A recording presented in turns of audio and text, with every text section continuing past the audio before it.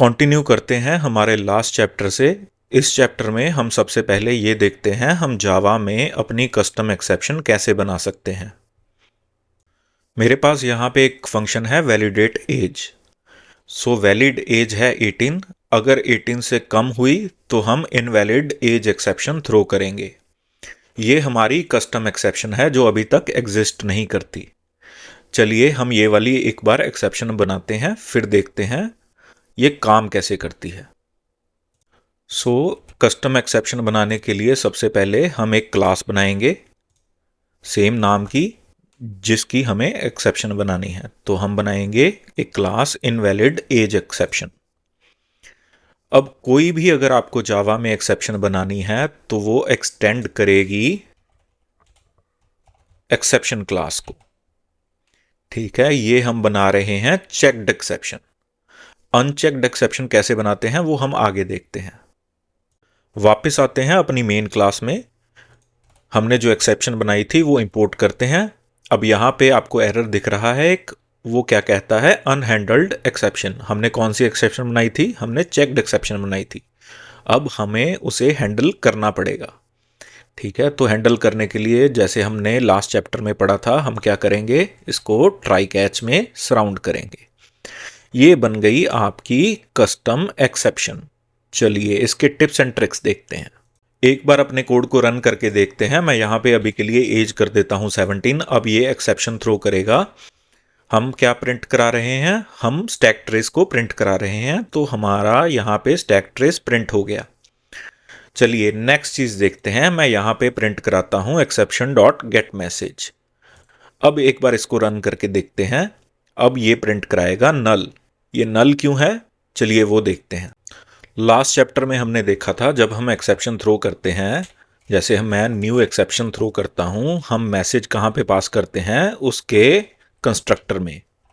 हमने अपने invalid as exception में कोई ऐसा कंस्ट्रक्टर बनाया ही नहीं जो मैसेज ले सके। चलिए एक कंस्ट्रक्टर बनाते हैं इनवैलिड एज में जो मैसेज ले सकता हो और उसको सेट कर सकता हो। तो मैं एक मैसेज वाला कंस्ट्रक्टर बना देता हूं और एक्सेप्शन क्लास का कंस्ट्रक्टर यहाँ पे कॉल कर देता हूँ विद द सेम मैसेज। तो अगर यहाँ पे आके कोई मैसेज दे देते हैं इनवैलिड एज, अब हमारा गेट मैसेज जो है वो चलेगा। यहाँ पे मैं पब्लिक दे देता हूँ। अब इसे रन करके देखते हैं तो वो मैसेज प्रिंट करा देगा। चलिए नेक्स्ट चीज देखते हैं। गेट मैसेज की जगह अब हम लिख देंगे गेट कॉज।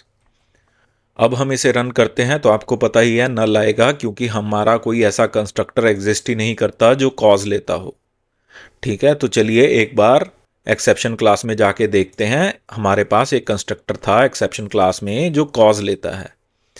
चलिए एक बार ऐसा ही कंस्ट्रक्टर अपनी इनवैलिड एज क्लास में बना देते हैं जो कॉज लेता हो। अब हम यहाँ पे मेन क्लास में सेकंड आर्गुमेंट कोई कॉज दे सकते हैं। वो कैसे देते हैं चलिए देखते हैं। आपको पता ही है कॉज क्या है, एक थ्रोएबल टाइप का ऑब्जेक्ट है। मैं यहाँ पे एक नई एक्सेप्शन दे देता हूँ, new runtime exception not a valid age. अब जब मैं गेट कॉज प्रिंट कराता हूँ वो अंडरलाइंग एक्सेप्शन को प्रिंट करा देगा, नॉट अ वैलिड एज। चलिए नेक्स्ट चीज देखते हैं। अब मान लीजिए मुझे इनवैलिड एज एक्सेप्शन में कोई ऐसा मेथड चाहिए जो डिटेल में एक्सेप्शन को प्रिंट कराए। चलिए एक बार वो मेथड लिखते हैं फिर देखते हैं। मैं एक वेरिएबल डिक्लेयर करता हूँ इनवैलिड एज। कंस्ट्रक्टर में हम इनवैलिड एज को पास करेंगे एंड उसको सेट कर देंगे और मेथड लिखेंगे गेट डिटेल्ड मैसेज। चलिए अब इसको समझते हैं। चलिए मेन में आके एक बार हम अपने मेथड को यूज करके देखते हैं। यहाँ पे मैं करता हूँ S out exception dot gate detailed message. ठीक है, और आपको पता था ये वाला कंस्ट्रक्टर हम कौन सा वाला कॉल करेंगे? जो एज लेता है। चलिए एक बार इसको रन करके देखते हैं क्या आउटपुट आती है। Invalid age provided 17। ये हमने एक कस्टम मेथड बनाया अपनी कस्टम एक्सेप्शन में। चलिए, यहां तक हमने देखा हमने चेक्ड एक्सेप्शन कैसे बनानी है। अनचेक्ड एक्सेप्शन कैसे बनाते हैं, चलिए वो देखते हैं। हमको कुछ नहीं करना, आपको पता ही है, हमने हायरार्की देखी थी। अनचेक्ड एक्सेप्शन वो होती है जो रन टाइम एक्सेप्शन को एक्सटेंड करती है। तो यहां एक्सेप्शन की जगह हम कर देंगे रन टाइम एक्सेप्शन। ठीक है, ये अब हमारी हो गई अनचेक्ड एक्सेप्शन। अब आप मेन में जाओगे और हम इसे हैंडल नहीं भी करते तो भी हमें कोई कंपाइल टाइम एरर नहीं आता। अब हम इसे रन करेंगे तो हमें एक्सेप्शन आएगी। ठीक है, तो हमने देखा हम रन टाइम एक्सेप्शन कैसे बना सकते हैं। चलिए, हमने चेक्ड एक्सेप्शन देख ली, हमने अनचेक्ड एक्सेप्शन देख ली कैसे बनानी है। हमने यहां रन टाइम एक्सेप्शन को एक्सटेंड किया। रेकमेंडेड यही है।